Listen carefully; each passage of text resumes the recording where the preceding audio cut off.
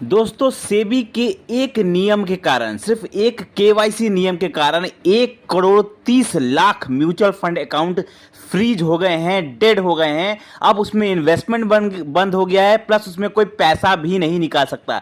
तो सेबी का एक केवाईसी नियम, security exchange board of India, जो कि म्यूचुअल फंड स्टॉक मार्केट को इंडिया में रेगुलेट करती है, उसने एक केवाईसी नियम लाया है जो कि इफेक्टिव हुआ है 1 मई से।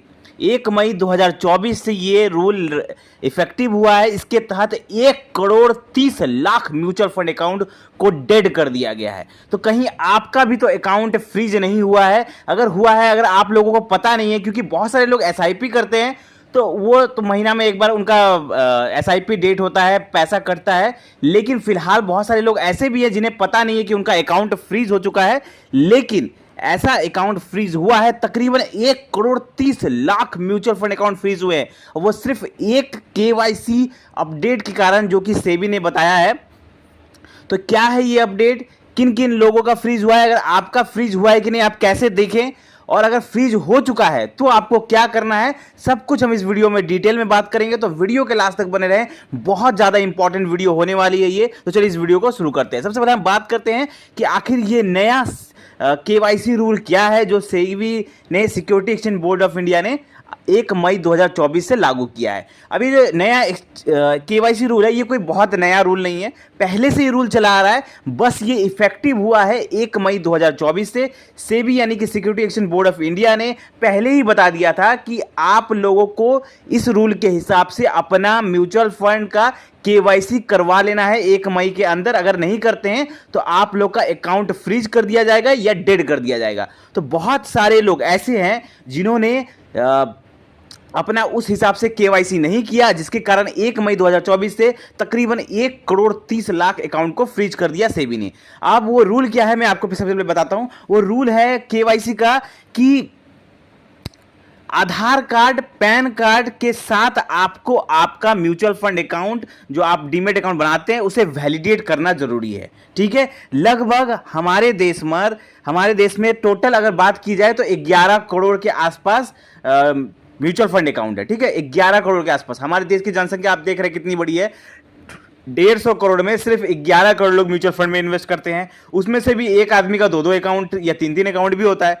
ठीक है, तो कितने कम लोग इन्वेस्ट कर रहे हैं। उसमें से 11 करोड़ में से 7.9 करोड़, मतलब लगभग 8 करोड़ के आसपास का अकाउंट जो है वो क्या हो चुका है, वो नॉर्मल है। उससे क्योंकि उन्होंने जो केवाईसी करवाया था पहले, वो आधार पैन के साथ वैलिडेट करके करवाया था। लेकिन उसमें से भी 1.3 करोड़ ऐसे म्यूचुअल फंड अकाउंट्स हैं जिन्होंने अपना केवाईसी आधार कार्ड और पैन कार्ड के साथ नहीं करवाया था। उनमें से ज़्यादातर जो लोग हैं उन्होंने क्या किया था, बहुत सारे लोग ऐसे हैं जो अपने वोटर कार्ड के साथ उन्होंने अपना इन्वेस्टमेंट चालू कर दिया था। वो जब ज़्यादातर कब होता है, जब आप किसी एजेंट के थ्रू करते हैं या कभी आप बैंक के थ्रू करते हैं। तो कितना बार क्या होता है, जो एजेंट होता है या डिस्ट्रीब्यूटर होता है, वो क्या करता है, आपका वोटर कार्ड के साथ भी आपका म्यूचुअल फंड स्टार्ट करवा देता है। तो ऐसे कुछ कुछ लोग हैं, तकरीबन 1 करोड़ 30 लाख, छोटी छोटी यहाँ पे संख्या नहीं है, बहुत बड़ी संख्या है। 1 करोड़ 30 लाख कोई छोटा मोटा संख्या नहीं होता। इतने सारे लोग, बहुत दिनों से सेबी इस पे नोटिस दे रहा था कि आप लोग 1 मई के अंदर अंदर अपना केवाईसी अपडेट कराइए, आधार कार्ड और पैन कार्ड का। लेकिन फिर भी बहुत सारे लोगों ने नहीं कराया, तो 1.3 करोड़ म्यूचुअल फंड अकाउंट बंद हो गए। सोचिए कितना पैसा होगा इन अकाउंट्स में। तो इसको बैन कर दिया गया है, डेड कर दिया गया। तो अब आप लोग कैसे चेक कर सकते हैं कि आप लोग के पास आपका अकाउंट फ्रीज हुआ है कि नहीं। जिसको देखने का तरीका, सबसे पहले अगर आप लोगों ने किसी एजेंट के थ्रू कराया है, किसी डिस्ट्रीब्यूटर के थ्रू कराया है या बैंक के थ्रू कराया है, आपने जिसके थ्रू भी कराया है, सबसे पहले आप जाइए वहां पे पता करिए कि क्या मेरा अकाउंट आधार कार्ड और पैन कार्ड के साथ वैलिडेट हुआ है कि नहीं। मेरा म्यूचुअल फंड अकाउंट आधार कार्ड और पैन के साथ वैलिडेट हुआ है कि नहीं, और मुझे क्या कोई और केवाईसी करने की जरूरत है या नहीं। सबसे पहले आपको आपके डिस्ट्रीब्यूटर से या आपके एजेंट से या आपके बैंक से अगर आपने किया है तो आपको वहां जाके पता करनी चाहिए, और जल्दी से जल्दी आपको आपका अकाउंट न्यू रूल्स के हिसाब से केवाईसी करवाना है। अगर नहीं करवाते हैं तो ना सिर्फ इन्वेस्टमेंट बल्कि आप पैसे भी नहीं निकाल पाएंगे, पैसे भी निकालने में आपको दिक्कत आएगी।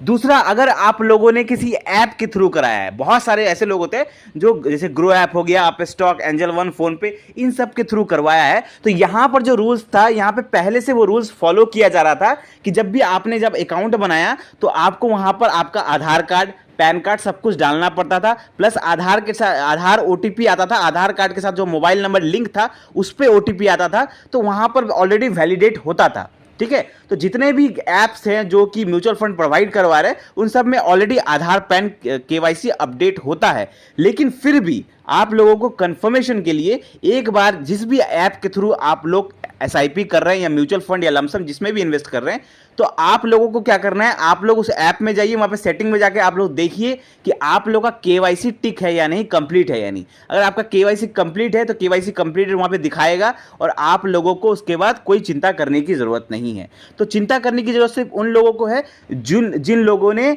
अपना केवाईसी आधार और पैन के साथ वैलिडेट नहीं करवाया था म्यूचुअल फंड अकाउंट बनाने के टाइम में। तो आई होप आपको ये पूरा आंसर मिल गया होगा। तो जिन लोगों को भी है जल्दी से जल्दी, जितना जल्दी हो सके केवाईसी अपडेट कराएं, और जिन लोगों का ऑलरेडी अपडेटेड है तो उन लोगों की चिंता करने की कोई जरूरत नहीं। चलिए मिलते हैं अगले फाइनेंशियल वीडियो में। थैंक यू, धन्यवाद।